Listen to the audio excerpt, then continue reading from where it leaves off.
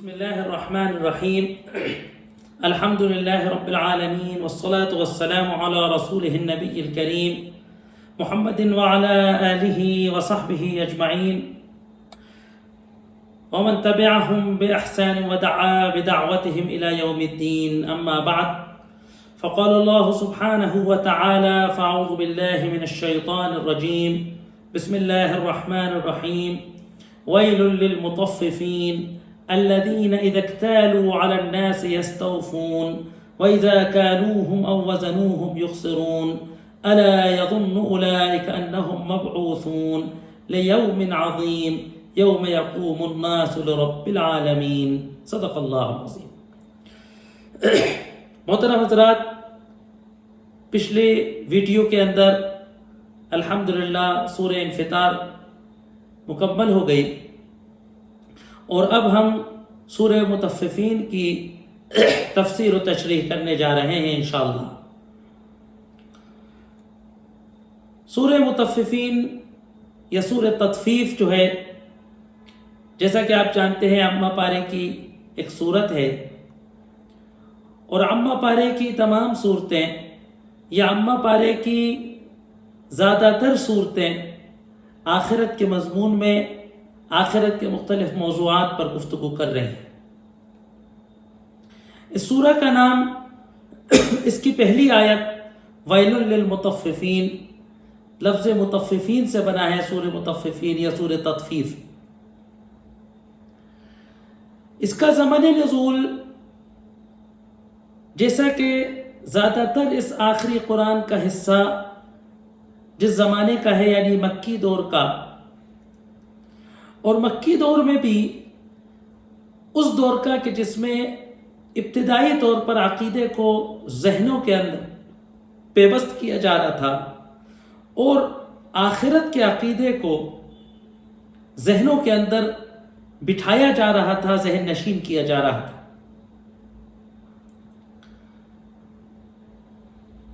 زیادہ تر اور اکثریت جو علماء کی ہے، مفسرین کی،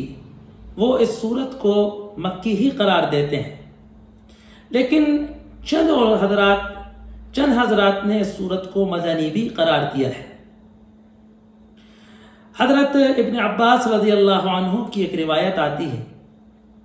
کہ جب سرور کائنات محمد صلی اللہ علیہ وآلہ وصحبہ وسلم مدینے پہنچے تو وہاں کے لوگ ناپ تول میں کمی بیشی کیا کرتے تھے. آپ نے ان حضرات کو یہ صورت سنائی تو وہ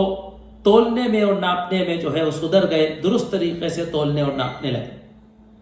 اس روایت کی بنیاد پر ایک طبقہ مفسرین کا ادھر گیا کہ یہ صورت مدینے کے ابتدائی دور کی. کچھ حضرات نے کہا کہ یہ مکی دور کی بالکل آخری صورت ہے، مکی دور کی آخری صورت ہے، اور آپ صلی اللہ علیہ وسلم نے جا کر اس کو مدینے میں سب سے پہلے سنایا. لیکن اصل میں حضرت ابن عباس کے اس اثر کی وجہ سے کچھ حضرات کو یہ غلط فہمی ہوئی ہے. حالانکہ یہ بات واضح ہے کہ قرآن کا زیادہ تر حصہ، 2/3 کے لگ بھگ قرآن مکے میں اتر گیا تھا، اور جب آپ صلی اللہ علیہ وآلہ وصحبہ وسلم مدینہ تشریف لے گئے، اور مدنی دور کے اندر جب بھی کوئی اخلاقی برائی سامنے آتی، کوئی عقیدے کی بات سامنے آتی، وہ کہ جس کی اصلاح، جس کے بارے میں قرآن مکے میں گفتگو کر چکا ہے، تو آپ اس مضمون کے سلسلے میں اس آیت کو پیش کرتے، اس آیت کو سنایا جاتا، اور مفسرین، صحابہ کرام رضوان اللہ علیہم اجمعین اور ان کے بعد کے لوگ آپ کے اس موقع پہ اس آیت کو بیان کرنے کو، اس کے مطابق مسئلہ بیان کرنے کو، نزلت فیہ، اس معاملے میں آیت نازل ہوئی تھی، یوں کہہ دیا کرتے ہیں. اسی لیے کچھ حضرات نے کہا کہ اس سورہ کا شان نزول یہ ہے کہ جب آپ مدینے گئے تو لوگ ناپ تول میں کوتاہی کرتے تھے، اور اس سلسلے میں سورت نازل ہوئی. اس کے مضامین کو اگر دیکھا جائے، اس سورت کے لب و لہجے کو دیکھا جائے، اور اس کے آیات کے جو فقروں کا انداز ہے اس کو دیکھا جائے، اور اس کے مجموعی مضمون پر اگر غور و خوض کیا جائے تو یہ بات سمجھ آتی کہ یہ سورت مکی ہے جیسا کہ زیادہ تر مفسرین کا، زیادہ تر روات کا خیال ہے، اور مکے میں بھی اس دور کی ہے کہ جس کو ابتدائی دور کہا جاتا ہے، جس میں اسلام کے بنیادی عقائد کو، خاص طور سے آخرت کے عقیدے کو ذہن نشین کیا جا رہا تھا، ذہنوں میں پیوست کرنے کی کوشش کی جا رہی تھی۔ لیکن اگر ہم اس سورت کے پورے مضمون پہ غور کرتے ہیں تو کم سے کم اسلام کے رونما ہونے کے، وحی کے آنے کے اتنے عرصے کے بعد یہ سورت نازل ہوئی ہے کہ کفار قریش اللہ کے رسول صلی اللہ علیہ وآلہ وصحبہ وسلم اور آپ کے ساتھیوں کے خلاف مذاق اڑانے کا، کھلی اڑانے کا، آپ کے خلاف پروپیگنڈا کرنے کا مظہر شروع کر چکے تھے۔ اسلام کے خلاف جو کفار برسر کار ہوئے، اس میں جو استہزاء کا دور ہے، آپ کو آپ کی کھلی اڑانا، مذاق اڑانا، اور صحابہ کرام رضوان اللہ علیہم اجمعین کو گفتگو کے ذریعے اذیت دینا، یہ وہ دور اس صورت میں آ گیا تھا۔ ابھی زد و کوب کا زمانہ، مار پیٹ کا زمانہ، ظلم و استبداد کا زمانہ نہیں آیا تھا۔ اس کا تفصیلی تذکرہ اور کس طریقے سے انبیاء کے متبعین اور اس دعوت کو کچلنے والے ظالم کس طریقے سے برتاؤ کرتے ہیں اور کیا ہوتا ہے، وہ سورہ بروج کے اندر، والسماء ذات البروج جو آئے اس کے اندر اس کا پورا تفصیلی بیان ہے۔ تطفیف کسے کہتے ہیں جو سورت کا نام ہے؟ اصل میں یہ بنا ہے عربی کے لفظ تفیف سے۔ تفیف کہتے ہیں عربی میں معمولی سی چیز کو، چھوٹی سی چیز کو، جس کو ہم اپنی لوکل زبان میں کہتے ہیں ترازو میں ڈنڈی مارنا، ناپ تول میں کوتاہی کرنا۔ اسی کے ساتھ ساتھ اللہ تبارک و تعالی اس اخلاقی برائی کے ساتھ ایک انسان کی ذہنی بے ایمانی کی طرف اشارہ کر رہے ہیں کہ ایک مزاج ہے انسان کا کہ جب دیتا ہے تو چاہتا ہے کہ روک لوں، ڈنڈی مار لوں، تھوڑا سا ہی بچا لوں، ذرا سی بے ایمانی کر لوں، اور وہی شخص جب دوسرے سے وصولتا ہے تو پورا حاصل کرنا چاہتا ہے، اپنا حق پورا حاصل کرنا چاہتا ہے، یہ نہیں چاہتا کہ کچھ بھی اس کے حق میں کوئی کوتاہی ہو جائے۔ اسی بات کو قرآن نے پیش کیا ہے۔ چنانچہ اس سورت کے اندر سب سے پہلے ایک ایسی اخلاقی برائی کی طرف اشارہ کیا جا رہا ہے کہ جس میں عام طور سے انسانی معاشرے، اگر وہ نور وحی سے منور نہ ہو، اگر وہ وحی کی نور سے منور نہ ہو، تو انسانی معاشرے اس برائی میں مبتلا ہو جاتے ہیں۔ انسان کو اللہ نے حریص پیدا کیا ہے، اور اگر کوئی آخرت کی جواب دہی، کسی شریعت کی اتباع نہ ہو، تو وہ اپنے فائدے کے لیے تھوڑی سی بے ایمانی کر لینے کو، تھوڑے سے جھوٹ بولنے کو جائز قرار دیتا ہے۔ چنانچہ جتنے بھی اقتصادی معاشرے ہیں، تاجروں کے معاشرے ہیں، وہ اس برائی میں مبتلا ہوتے ہیں۔ اور یہ ایک تاریخی حقیقت ہے کہ چھوٹی سی کسر، ترازو میں ذرا سی تول ناپ میں کمی، ناپنے میں پیمائش میں تھوڑی سی چند چھوٹا سا مار لینا، بے ایمانی کر لینا، دھوکہ دے دینا، معمولی سی چیز ہے، لیکن نفس انسانی سوچتی ہے کہ تھوڑا تھوڑا ملا کر بہت سارا ہو جائے۔ تو قرآن نے اس پہ مواخذہ کیا کہ بھائی کوئی بڑی سی بے ایمانی کرے تو سمجھ بھی آتا ہے، لیکن یہ بے ایمانی کا جو مزاج ہوتا ہے، جس کو ہمارے معاشرے میں چندی چور کہتے ہیں، کہ اگر اس کو موقع نہیں ملتا تو تھوڑا سا ہی صحیح، کچھ تو ڈنڈی مار لوں، ذرا سا 2-4 گرامی مار لوں، تھوڑی سی بے ایمانی کر لوں، تو وہ سمجھتا ہے کہ مجھے بڑا نفع حاصل ہو گیا۔ لیکن اللہ تبارک و تعالی فرماتا ہے کہ بظاہر تو یہ نفع کیلکولیشن میں مادی اعتبار سے تو نظر آتا ہے، لیکن بے ایمانی کے ساتھ تجارت میں برکت نہیں ہوتی۔ وہ اقتصادی نظام کہ جن کے اندر بے ایمانی کی جاتی ہے، جن میں ڈنڈی ماری جاتی ہے، وہ اقتصادی نظام ڈھہ جاتے ہیں، ناکام ہو جاتے ہیں، وہ فیل ہو جاتے ہیں۔ لہذا جگہ جگہ اسلام نے، قرآن نے اس بات کو پیش کیا ہے۔ اس کے بعد پھر سورت کے اندر وہی موضوع آ جاتا ہے کہ جو اس قرآن کے حصے میں ہم پڑھ رہے ہیں، آخرت کا مضمون۔ سورہ انفطار کے اندر آیا تھا کہ کرامن کاتبین یعلمون ہے کہ تمہارے تمام اعمال کو، تمہاری ہر نشیب و فراز کو، تمہاری ہر زبان اور ہاتھ پیر کی جنبش کو، تمہاری ہر نگاہ کو ریکارڈ کیا جا رہا ہے۔ کرام کاتبین فرشتے تمہارے اعمال کو کتابوں کے اندر، دفتروں کے اندر، ریکارڈ بک کے اندر ریکارڈ کر رہے ہیں۔ یہاں پھر اللہ تبارک و تعالیٰ نے اس ریکارڈ بک کا حوالہ دیا ہے، اور کافروں کی ریکارڈ بک کو، کافروں کے ریکارڈ کو جہاں رکھا جاتا ہے اور مومنوں کے ریکارڈ کو جہاں رکھا جاتا ہے، اس کو بیان فرمایا ہے۔ کافروں کا ریکارڈ جہاں رکھا جاتا ہے یا کافروں کی روحیں جہاں رکھی جاتی ہیں، اس کو سجین کہا جاتا ہے، پستی کی طرف اشارہ ہے۔ اور اسی طریقے سے مومنین کی ریکارڈ اور ارواح کو جہاں رکھا جاتا ہے، اس کو علیین کہا جاتا ہے۔ اور اس سجین اور علیین کے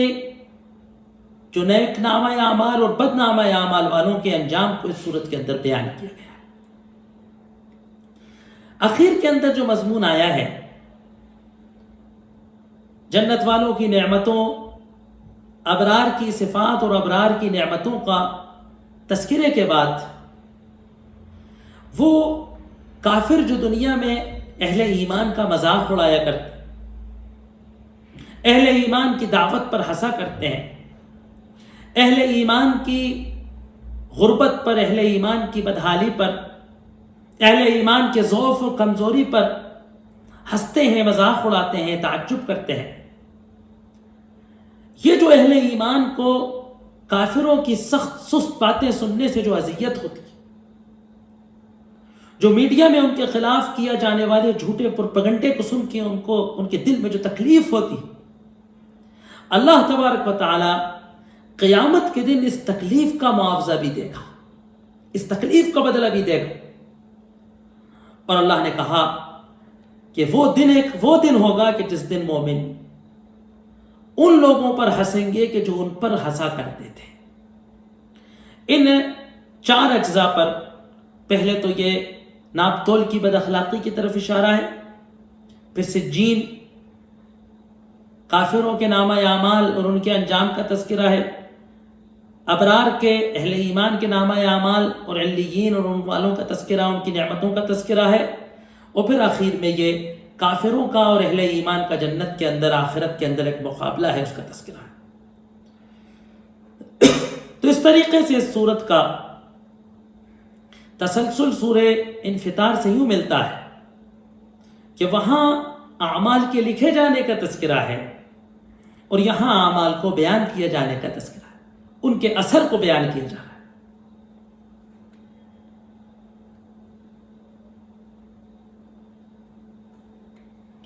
وَيْلٌ لِّلْمُطَفِّفِينَ، سورت کا آغاز اس طریقے سے ہو رہا ہے کہ اللہ تبارک و تعالیٰ فرماتا ہے کہ وَيْلٌ لِّلْمُطَفِّفِينَ۔ ویل عربی کا ایک لفظ ہے جس کو مختلف موقعوں پر استعمال کیا جاتا ہے۔ بعض وقت تو یہ تکیہ کلام کے طور پہ استعمال ہوتا ہے، الویل لک الویل، ستیہ ناس ہو تمہارا، ہلاکت ہو تمہاری۔ یہ ڈرانے کا، دھمکانے کا، غصے کے اظہار کا لفظ ہے۔ ویل لک، کیا بکتا ہے، برباد، ہلاکت ہو۔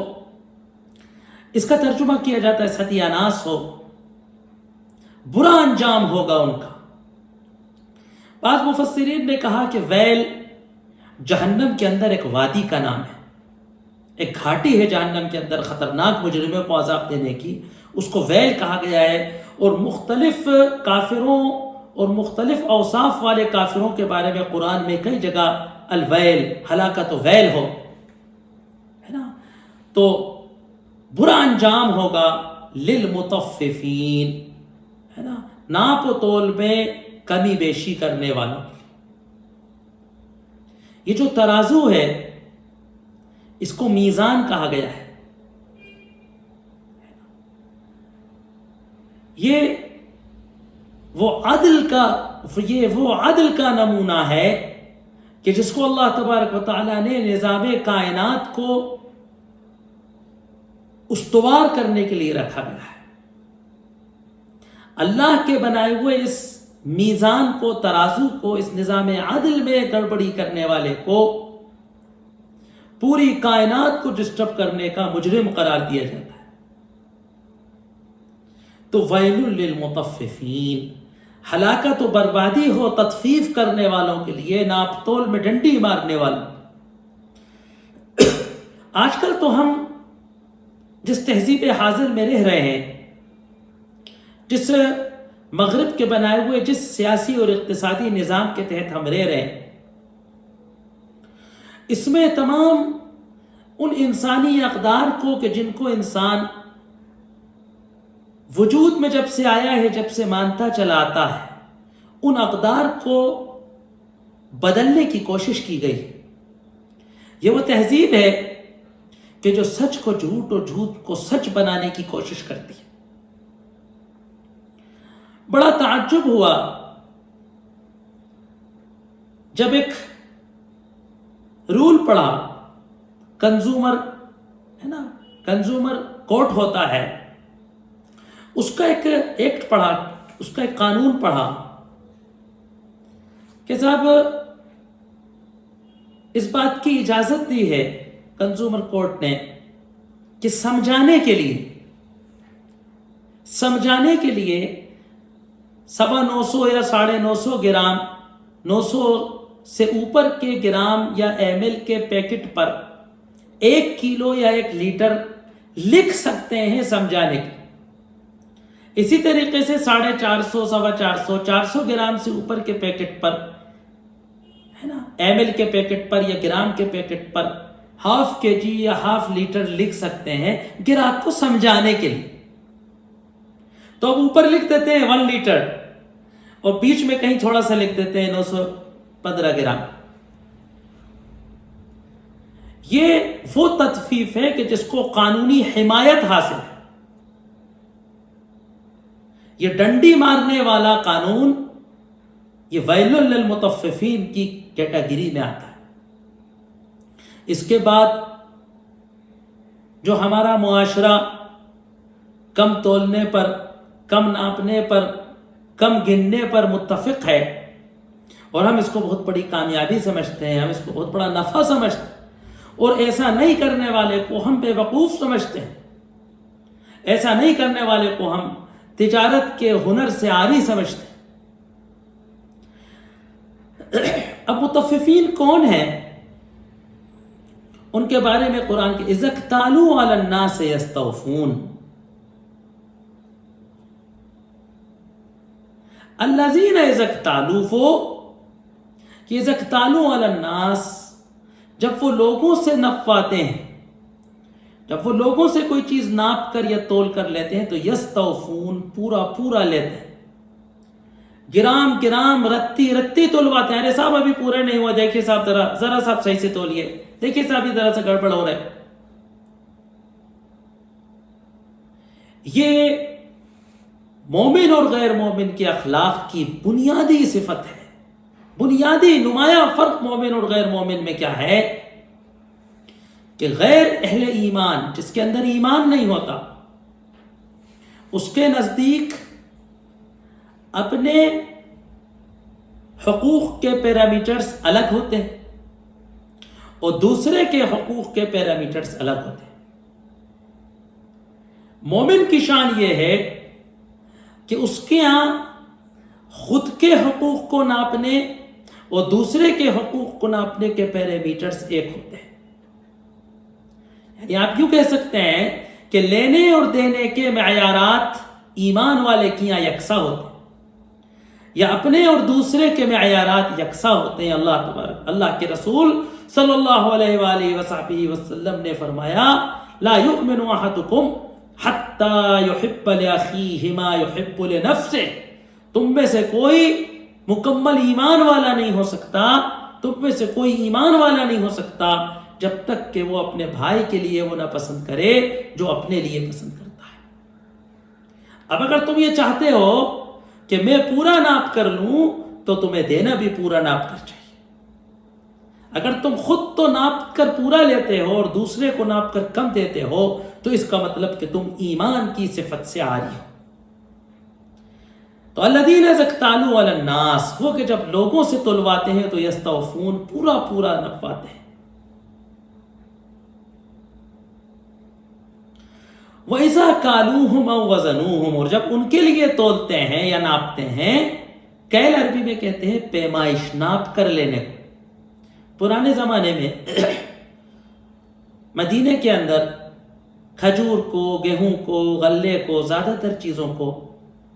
ان کے پاس سا اور وسق ہوتے تھے، برتن ہوتے تھے اسٹینڈرڈ، اور ان سے ناپ کر لیتے دیتے تھے. اور سونے کو، چاندی کو اور کچھ اشیاء کو تولتے تھے. تو اس لیے اصل میں مقدار ناپنے کے جو ذرائع ہیں فقہ میں، اور ویسے بھی وہ تقریباً یوں سمجھیے کہ 4 ہیں. ایک ناپ کہ جیسے لیٹر، ایک تول کلو گرام، ایک پیمائش انچی ٹیپ سے کپڑا ناپا جاتا ہے، زمین ناپی جاتی ہے انچ، فٹ، میٹر، اور ایک ہے تعداد، نگ، گن کے بیچنے والی چیز ہے نا. تو ظاہر سی بات ہے گن کے بیچنے والیوں میں ذرا بے ایمانی کم ہوتی ہے، لیکن اس میں بھی لوگ بے ایمانی کرتے ہیں. تو خالی ناپنے تولنے کی بات نہیں، خریدتے اور بیچتے وقت، حقوق کو ادا اور وصول کرتے وقت ہے نا، مقدار کو طے ناپنے کے معیارات برابر اور نپوے ہونا چاہیے، اس میں بے ایمانی نہیں ہونا چاہیے. اور دوسری جو سب سے باریک بات ہے کہ جو خالی تجارت تک محدود نہیں ہے، دیگر انسانی اخلاق تک جاتی ہے، دیگر انسانی معاملات تک جاتی ہے، وہ یہ کہ خود کے اور دوسروں کے لیے حقوق کو ناپنے اور حقوق کو دینے اور وصول کرنے کے معیارات یکساں ہونا چاہیے. سارے جھگڑوں کی وجہ یہ ہے، چاہے اقتصادی جھگڑے ہوں، چاہے سیاسی جھگڑے ہوں، چاہے معاشرتی یا گھریلو جھگڑے ہوں، چاہے خاندان کے جھگڑے ہوں، چاہے میاں بیوی کا جھگڑا ہو، چاہے بھائی بہن کا جھگڑا ہو، چاہے رشتہ داروں اور اعزاء کے جھگڑے ہوں، چاہے پڑوسی اور پڑوسی کے درمیان کا اختلاف ہو، اس کی بنیاد یہ ہے کہ انسان حقوق کو دینے اور لینے میں معیارات میں فرق رکھتا ہے. جب خود کے لینے کا موقع آتا ہے تو پورا وصولنا چاہتا ہے، پورے حقوق اس کو یاد رہتے ہیں، اور جب دینے کا وقت آ جاتا ہے تو واجبات میں کوتاہی کرتا ہے. اسلام الٹا کہتا ہے، اسلام کہتا ہے کہ واجبات ادا کر دو، حقوق کے لینے میں نرمی کرو. اگر واقعی معاشرہ ایسا بن جائے کہ دیتے وقت پائی پائی گنے اور لیتے وقت کہیں کہ کوئی بات نہیں، تو دنیا میں امن و سکون ہو جائے، دنیا میں جھگڑا ختم ہو جائے، عدالتوں میں جج بے روزگار ہو جائیں، وکیلوں کے کاروبار چھوٹ جائیں. تو الذین اذا اکتالوا علی الناس یستوفون، وہ کہ جب لوگوں سے نپواتے ہیں تو پورا پورا ناپتے ہیں. وَإِذَا كَالُوهُمْ وَوَزَنُوهُمْ، جب ان کو ناپتے ہیں اور تولتے ہیں تو یخسرون، خسارہ کرتے ہیں، نقصان کرتے ہیں، ان کا گھاٹا کرتے ہیں، ہے نا. چاہے کھلم کھلا کریں یا پردے کے پیچھے سے کریں، چاہے ترازو میں باٹ غلط بنائیں، چاہے ترازو کا اینگل خراب کر دیں، ہے نا. آج کل تو ڈیجیٹل کانٹا ہے، اس کی سیٹنگ بگاڑ دیں، کمپیوٹر کے اندر جو ہے پروگرامنگ بدل دیں، آٹو کا ٹیکسی کا میٹر تیز کرتے ہیں، سب اس میں آتا ہے. وَإِذَا كَالُوهُمْ وَوَزَنُوهُمْ يُخْسِرُونَ.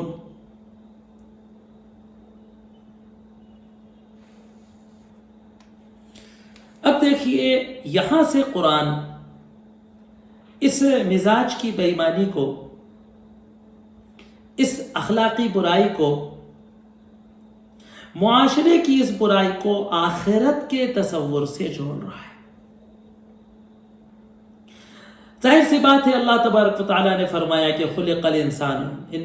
حریصا، انسان کو حریص پیدا کیا۔ اس کا مزاج یہ ہے، فطرت انسان کی یہ ہے کہ وہ زیادہ سے زیادہ دولت مال حاصل کرنا چاہتا ہے،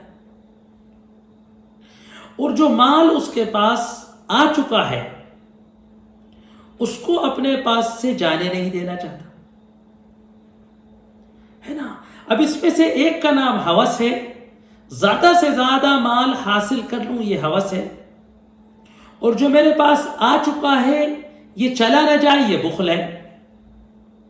تو حرص جو ہے وہ ہوس و بخل کے مجموعے کا نام ہے۔ اللہ نے انسان کو حریص پیدا کیا ہے۔ اگر اس پر کوئی اخلاقی ضابطہ نہیں ہوگا، اگر اس پر کوئی غیبی رقابت نہیں ہوگی، تو وہ اس طریقے کی برائیوں میں لامحال آٹومیٹک مبتلا ہوتا رہے گا۔ وہ معاشرے جو آخرت کے تصور سے عاری ہیں، وہ افراد کہ جو اللہ تبارک و تعالیٰ کی جواب دہی پہ ایمان نہیں رکھتے، یا وہ حضرات کے جو ایمان تو رکھتے ہیں لیکن انہیں آخرت کے تصور کا استحضار نہیں، وہ یقیناً دنیا کے چند کھوٹے سکوں کو کمانے کے لیے، دنیا کی زرق و برق کو حاصل کرنے کے لیے حرص کا شکار ہو جائیں گے۔ اسی لیے قرآن بڑے تعجب کے سوالیہ انداز میں پوچھتا ہے، الا یظن اولئک، کیا ان کو یہ گمان نہیں ہے، انہم مبعوثون، کہ یہ دوبارہ قیامت کے دن اٹھائے جائیں گے۔ یا آخرت کے تصور کی کمی، آخرت پہ ایمان نہ لانا ایسی تمام اخلاقی و انسانی و معیاری برائیوں کو پیدا کرتا ہے۔ ایسے اخلاقیات سے گرے معاشرے کو آخرت کا انکار یہی انسان کو پہنچاتا ہے۔ اب دیکھیے یہاں بڑی فصاحت و بلاغت ہے کہ اگر آخرت پر یقین ہو کسی کو، تب تو بے ایمانی کا، چوری کا، ہے نا، گرام 10 گرام مارنے کا، روپے 2 روپے کی بے ایمانی کا تصور ہی نہیں، تب تو کروڑوں کی بے ایمانی کو بھی ٹھکرا دے گا۔ لیکن آخرت ایک ایسی چیز ہے کہ اگر اس کا گمان بھی ذہن میں ہو، اگر اس کا گمان بھی ذہن میں ہو تو انسان بے ایمانی کرتے وقت تھرائے گا۔ یعنی وہ انسان کہ جو آخرت کو بھلا بیٹھا ہے اور اس کا عمل، اس کا کردار یہ بتا رہا ہے کہ اس کو آخرت کی جواب دہی کا کوئی خدشہ نہیں، اے انسان ہے کہ جس کو آخرت کا گمان بھی نہیں۔ الا یظن، کیا ان کو اس بات کا گمان نہیں، کیا ان کو اس بات کا ڈپکا نہیں ہے، کیا ان کو اس بات کا خطرہ نہیں ہے، انہم مبعوثون، کہ یہ ایک دن اٹھائے جانے والے ہیں، لیوم عظیم، کس دن اٹھائے جانے والے ہیں؟ ایک عظیم دن میں اٹھائے جانے والے ہیں، ہے نا۔ قیامت کے بارے میں کہا جا رہا ہے لیوم عظیم، ایک عظیم دن، قیامت کے دن ان کو اٹھایا جائے گا۔ اب اس دن کی تصویر، اس دن کو، یہ مکی صورت ہے، ایک ایک فقرے کے اندر ایک ایک منظر ہے جو آپ کی نگاہوں سے، آپ کے دل و دماغ میں ثبت ہو جائے۔ یوم یقوم الناس، وہ دن کہ جس دن لوگ کھڑے ہوں گے، پیشی میں ہوں گے، لرب العالمین، تمام جہانوں کے پروردگار کے ساتھ۔ خالی انسانوں کا رب نہیں، خالی عربوں کا رب نہیں، خالی مسلمانوں کا رب نہیں، خالی گوروں کا رب نہیں، خالی کالوں کا رب نہیں، خالی جنوں ہے رب العالمین، خالی زمین کا رب نہیں، خالی آسمان کا رب نہیں، خالی خشکی کا رب نہیں، خالی سمندر کا رب نہیں، لرب العالمین، سارے جہانوں کا رب، انسانوں کا رب، جنوں کا رب، جانوروں کا رب، کیڑوں کا رب، خشکی میں رہنے والوں کا رب، تری میں رہنے والوں کا رب، زمینوں میں رہنے والوں کا رب، آسمانوں میں رہنے والوں کا رب، جن چیزوں کو ہم جانتے ہیں ان کا بھی رب، جن چیزوں کو ہم نہیں جانتے ان کا بھی رب، جو موجود ہیں ان کا بھی رب، جو موجود نہیں تھی کبھی ان کا بھی رب، اور جو موجود ہوں گی کبھی ان کا بھی رب، دنیا کا بھی رب، آخرت کا بھی رب، دنیا کی زندگی میں بھی وہی مالک، آخرت کی زندگی میں بھی وہی مالک، جنت کا بھی وہی رب، دوزخ کا بھی وہی رب، لرب العالمین، سارے جہانوں کے، سارے جو کچھ ما فی الوجود ہے اس کا رب ایسے عظیم رب کے سامنے کھڑے ہوں گے۔ یہ اس دن کی پیشی کو بھلا بیٹھے ہیں، یہ شاید اس دن کا گمان کرنا بھی ان نے چھوڑ دیا ہے، لہٰذا اب ان کا حالت یہ ہے کہ یہ ایسی گھٹیا برائی کہ جو دیکھو تو روپے 2 روپے 5 روپے کی برائی چوری ہے، لیکن یہ ایسی اخلاقی برائی ہے کہ یہ کسی معاشرے کے اخلاق کو، کسی معاشرے کے معیار کو، کسی معاشرے کے ایمان کو، کسی معاشرے کی اقتصادی ریڑھ کی ہڈی کو